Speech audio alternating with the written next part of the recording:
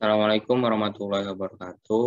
Perkenalkan nama saya Muhammad Zaki Alfarezi dari kelas 11 IPA 4. Di sini saya akan menjelaskan tentang HAM, Hak Asasi Manusia, mata pelajaran PKN.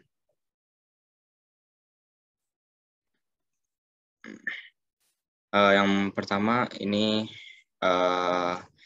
definisi HAM. Jadi hak asasi manusia adalah hak dasar atau hak pokok yang dibawa manusia sejak lahir sebagai anugerah Tuhan Yang Maha Esa. Harus dihormati, harus dijunjung tinggi, dan dilindungi oleh negara, hukum, pemerintah, dan setiap orang. Di sini lalu ada 6 macam HAM. Yang pertama ada hak asasi pribadi atau personal rights.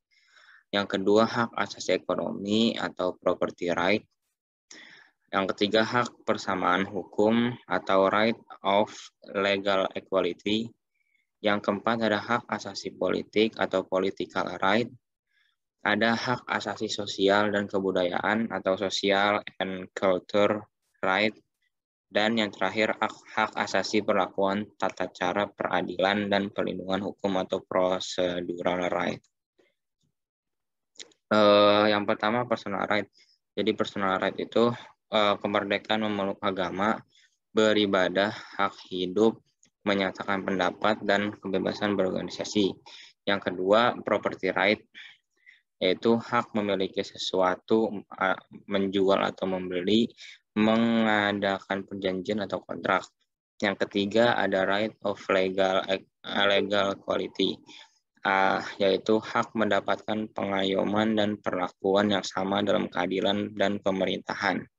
Yang keempat ada political right, yaitu hak dipilih dan memilih, mendirikan partai, dan mengajukan kritik.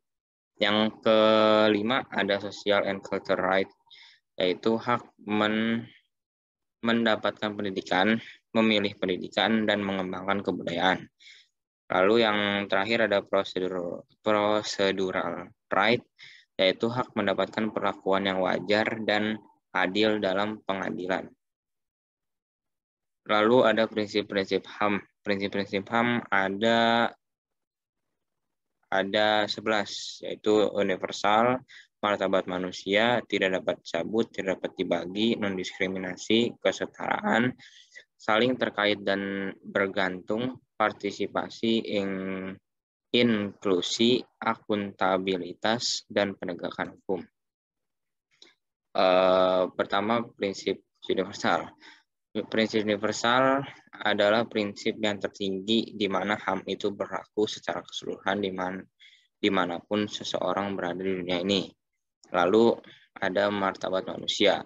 Martabat manusia maksudnya bahwa setiap manusia memiliki martabat yang sama tanpa memandang dari segi status sosial, ras, agama, suku, dan sebagainya. Lalu ada tidak dapat cabut.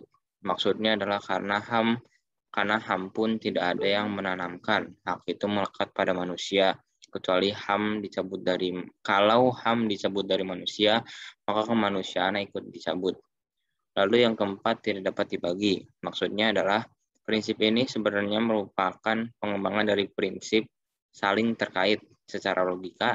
Apabila hak-hak asasi yang kita miliki terkumpul menjadi satu kesatuan, akan jelas bahwa HAM itu tidak dapat dibagi, bukan?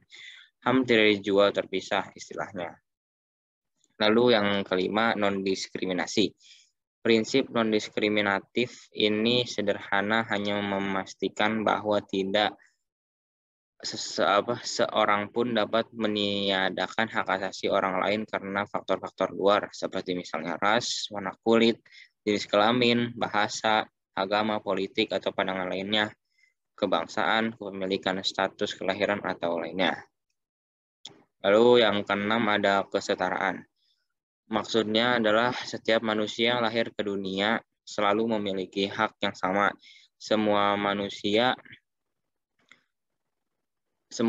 terlahir bebas dan memiliki kesetaraan dalam hak asasi manusia sesuai dengan pasal 1 DUHAM menyatakan bahwa setiap umat manusia dilahirkan merdeka dan sederajat dalam harkat dan martabatnya. Lalu yang ketujuh, saling terkait dan bergantung. Maksudnya adalah hak yang dimiliki seseorang selalu mempunyai keterkaitan satu sama lain menjadi bagian yang tidak dapat dipisahkan karena semuanya itu membentuk HAM secara keseluruhan. Lalu yang kedelapan, partisipasi. Partisipasi ini menekankan bahwa setiap orang memiliki hak untuk turut serta dalam pemerintahan tanpa memandang atribut-atribut yang melekat kepadanya.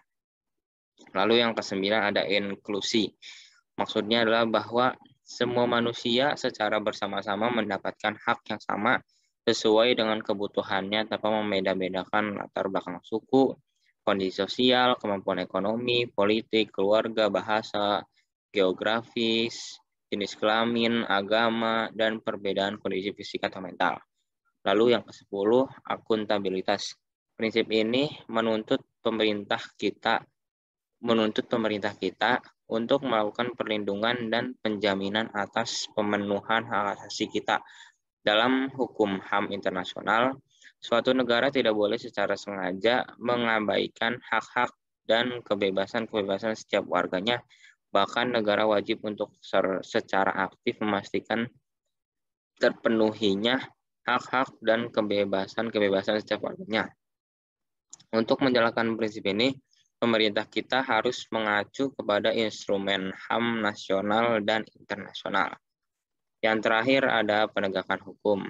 Negara hukum atau rule of law itu negara yang penyelenggaraan kekuasaan pemerintahan dalam melaksanakan tindakan apapun harus dilandasi oleh hukum dan dapat dipertanggungjawabkan secara hukum. Nah, di sini ada perbedaan antara pelanggaran HAM dan kejahatan pidana. Jadi perbedaannya itu kalau pelanggaran HAM pelakunya individu atau kelompok mengatasnamakan lembaga. Kalau kejahatan pidana pelakunya individu atau kelompok doang, jadi enggak mengatasnamakan lembaga. Contoh kasus-kasus pelanggaran HAM itu ada kayak kasus Trisakti, kasus Semanggi, kasus Lumpur Lapindo Sidoarjo, kasus Munir, kasus Marsinah, kasus Talang Sari yang di Lampung, peristiwa pembantaian di Tanjung Priok, kasus Tanah Kedung Ombok. Lalu faktor-faktor penyebab pelanggaran HAM itu seperti telah terjadi krisis moral Indonesia, yaitu kurangnya penerapan ideologi bangsa dan rendahnya kesadaran akan rasa kemanusiaan di dalam masyarakat Indonesia. Lalu aparat hukum yang bertindak sewenang-wenang seperti elemen di dalam masyarakat yang memiliki kekuasaan cenderung menyalahgunakan kekuasaannya. Lalu kesenjangan sosial yang tinggi, yaitu penguasa dengan kekuasaan yang dimilikinya dapat bertindak sewenang-wenang tanpa mempedulikan masyarakat. Kalau contoh pelanggaran HAM yang ada di dunia itu seperti kejahatan genosida, perbuatan yang dilakukan dengan maksud untuk menghancurkan atau memusnahkan seluruh atau sebagian kelompok bangsa atau ras. Lalu kejahatan kemanusiaan, yaitu perbuatan yang dilakukan sebagai bagian dari serangan yang meluas atau sistematik yang diketahui bahwa serangan itu ditujukan secara langsung terhadap penduduk sipil. Lalu ada pembajakan dan perampokan, lalu ada kejahatan perang. Tindakan kejahatan yang umumnya dilakukan oleh pribadi pada saat perang dan berakibat banyak korban yang terlibat dalam perang itu. Lalu ini ada instrumen HAM internasional, dokumen HAM, Magna Carta, Bill of Rights di Inggris, Declaration des Droits de l'Homme et du Citoyen, Bill of Rights di Amerika, Konstitusi Prancis, Revolusi Prancis, Doktrin Roosevelt, Universal Declaration of Human Rights. Lalu instrumen internasional HAM lainnya seperti Perjanjian Internasional tentang Hak Sipil dan Politik, Deklarasi Bangsa dan Perdamaian, dan Deklarasi Hak Atas Pembangunan, lalu Banjul Carter, lalu Cairo Declaration of Human Rights in Islam, lalu Bangkok Declaration, dan Deklarasi Wina. Instrumen HAM Nasional Pancasila UUD 1945, Ketetapan MPR nomor 17, MPR 1998, dan banyak lagi.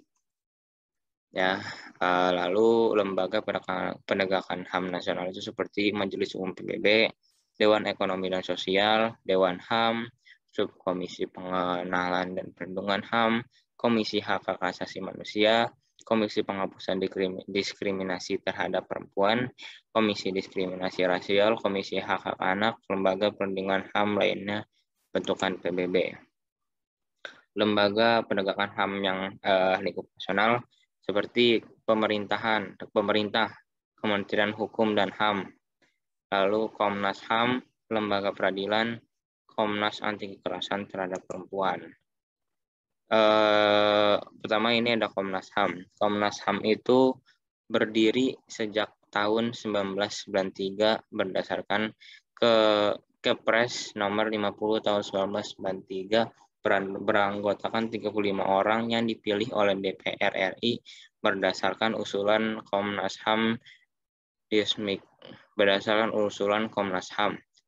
oleh Presiden dengan masa jabatan selama 5 tahun, dan setelah berakhir dapat diangkat kembali hanya untuk 1 kali masa jabatan. Fungsi dari Komnas HAM itu seperti pengkajian, penelitian, penyuluhan, pemantauan, mediasi, lalu tujuan pembentukannya itu mengembangkan kondisi yang kondusif bagi pelaksanaan HAM sesuai dengan Pancasila, UUD 1945, Piagam PBB dan DUHAM, lalu meningkatkan perlindungan dan penegakan HAM guna berkembangnya pribadi manusia Indonesia seutuhnya dan kemampuan berpartisipasi dalam berbagai bidang kehidupan. Lalu lembaga peradilan. Pengadilan ad hoc HAM adalah pengadilan khusus untuk kasus HAM yang terjadi sebelum adanya UU nomor 26 tahun 2000. Pengadilan HAM dibentuk atas dasar adanya UU nomor 26 tahun 2000. Pengadilan HAM berkedudukan di daerah kabupaten atau daerah kota yang daerah hukumnya meliputi daerah hukum pengadilan negeri yang bersangkutan.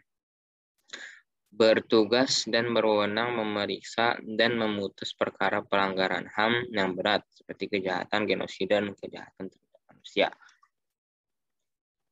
Lalu Komnas Anti Kekerasan Terhadap Wanita didirikan pada tanggal 15 Oktober 1998 berdasarkan Kepres nomor 181 per 1998. Fungsi perhatian perempuan korban kekerasan rumah tangga, perempuan pekerja rumah tangga, perempuan korban kekerasan seksual yang menjalankan proses peradilan, perempuan yang hidup di daerah konflik senjata, dan perempuan kepala keluarga yang hidup di tengah kemiskinan di daerah pedesaan. Tugasnya adalah menjadi research center tentang hak asasi perempuan, menjadi negosiator dan mediator antara pemerintah dan komunitas korban dan komunitas pejuang hak asasi perempuan, menjadi inisiator perubahan serta perumusan kebijakan, menjadi pemantauan dan pelapor tentang pelanggaran HAM berbasis gender dan pemenuhan hak korban, menjadi fasilitator pengembangan dan penguatan jaringan di tingkat lokal, nasional, dan internasional. Ada beberapa hambatan penegakan HAM di Indonesia, seperti faktor kondisi sosial, faktor komunikasi dan informasi, faktor kebijakan pemerintah, faktor perangkat perundang-undangan, dan faktor aparat dan penindakan atau law enforcement.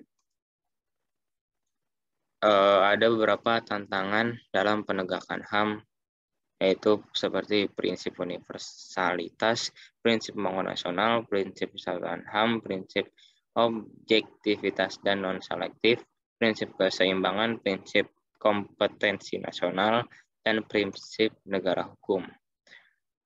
Upaya-upaya yang dilakukan untuk penegakan HAM oleh pemerintah sejak tahun 2003, seperti pengesahan perangkat-perangkat konvensional internasional tentang HAM, lalu penyebarluasan dan pendidikan tentang HAM, lalu pemberian prioritas pada perlindungan HAM yang paling mendasar, dan pelaksanaan konvensi HAM yang telah disahkan, termasuk menyampaikan laporan kepada badan-badan PBB yang bersangkutan. Sekian dari saya, kurang lebih mohon maaf.